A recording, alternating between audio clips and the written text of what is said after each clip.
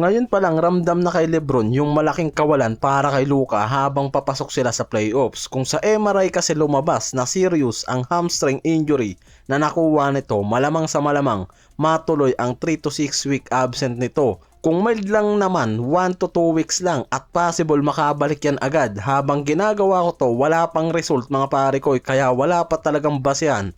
Pero sana mild lang nga yung kaso ng hamstring ni Luka ngayon para paniguradong sa early playoffs nga makabalik pa yan. Si Lebron parang nanghinayang after na ma-injury si Luka. Third quarter game lumabas na si Luka. Si Lebron sa kalagitnaan ng third quarter kasabay si Reeves hindi na rin naglaro. Nawala ng gana yung mga yan. Halos umabot sa 30 plus yung lamang dyan ng OKC Thunder. Maaga na rin diyang ginamit ni Redick yung mga bench player. Si Lebron halos meron ng 13 points lang plus 6 rebounds, 2 assists sa 26 minutes. Si Reeves may 15 points, 5 to 9 sa field. Same minutes kay Lebron, 26 minutes lang rin. Si Luka 12 points, 3 to 10 sa field, 1 to 7 sa 3. 26 minutes din kaya halos sabay-sabay lang lumabas yung mga yan sa third quarter game after ng injury. Third quarter na lumabas yung mga yan kaya kahit hindi naman na injury itong si Luka, talagang malaki na yung lead sa kanila ng OKC Thunder.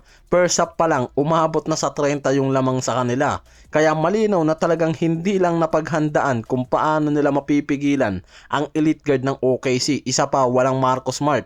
Si SGA may 28 points, si Isaiah Joe may 20 points, 7 to 9 sa field, 6 to 8 sa 3. Halos lahat may contribution sa team offense at may double digit points. Kaya halos first half pa lang sobrang laki na ng point differential sa kanila ng Thunders. Nag-collapse ang Lakers sa opensa dahil sa matinding defense ng OKC. Yan din yung una pa lang talagang nakikita na dahil ang Lakers sobrang hirap mag-adjust pagdating sa mga elite defensive team. Yan yung weakness nila. Sa post-interview, sinabi ni Lebron at this point, it's the last thing you want to see. Ibig sabihin, talagang ito yung bagay ng araw na ayaw nilang mangyari. Bad timing talaga, lalong papasok sila sa playoffs. Binanggit din niya na si Luka MVP candidate kaya malaking kawalan to. Dagdag pa niya, nagdasal nga araw siya para sa mabilisang recovery ni Luka. Aminado siyang malaking setback to sa team chemistry at momentum ng team. Kung kailan naaayos na yung team chemistry nila, saka pa talaga inabot itong si Luka. Dahil halos kalahati ng scoring output kasi nila nanggagaling kay Luka mismo. Kaya alam ni Lebron na malaking kawalan sa kanila yan. Parang ngayon pa lang napupurnada na yung plano nitong si Lebron sa championship title Hinahangad niya yan kasi sa una pa lang sobrang ang iyan na yung focus niya. Na mismong yan din ang dahilan kung bakit nababahala siya unless na mag-ala Luka Doncic itong anak niyang si Bronny sa game Parang ginawa pang white flag yan ni Redick. Surrender, pinasok yan na alam nilang hindi na nila kaya, tambak na. Si Reeves naman may trash talk pa na okay si fan habang nasa floor si Luka kasi binubunga ng mga fans yan kaya hindi nakapagpigil dyan si Reeves. Una, si Marcus Smart ang inabot ng injury at sa report wala rin talagang balak si Redick ngayon na gamitin pa itong si Smart sa remaining game sa regular. Tapos si Luka pa ang inabot ngayon na mismong dahilan bakit si Lolo Bron nababahala na. Ito yung pinaka-concerning part para sa Lakers. Wala pang exact recovery time kaya walang kasiguraduhan kung makakabalik agad si Luka. Ang normal case kasi ng hamstring injury pwedeng 1 to 3 weeks o higit pa depende kung magiging serious ang resulta ng MRI. Konti na lang ang games bago ang playoffs. Posibleng hindi 100% si Luka sa pagbabalik niya. Paniguradong magkakaroon pa yan ng minutes restriction. Dahil malinaw na kay Redick, hindi nila planong i-force si Luka lalo na kung hindi talaga maayos ang lagay niyan sa pagbabalik.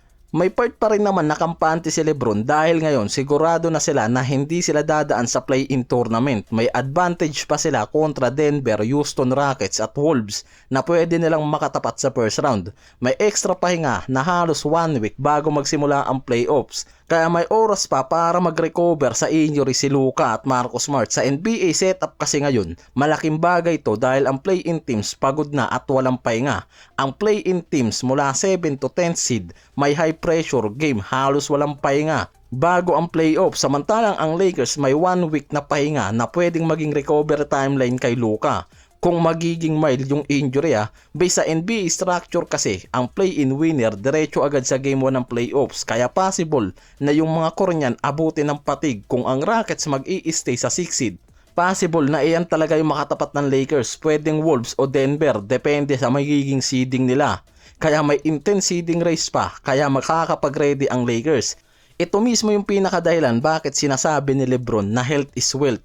Injury si Luka, naka-out pa si Marcus Smart, may 1 week rest sila na chance para makabalik ng mas healthy yung dalawang yan. Si Luka kahit partial pa lang, si Smart healthy at condition na at mas mamamanage nila ang minutes ni Lebron dahil malinaw nga raw talaga sa Lakers kapag kulang ang star power, hirap sa contender team lalo na sa series game nila na mangyayari. Nuggets may Jokic, ang Wolves mas physical defender na mismong weakness nga raw nila.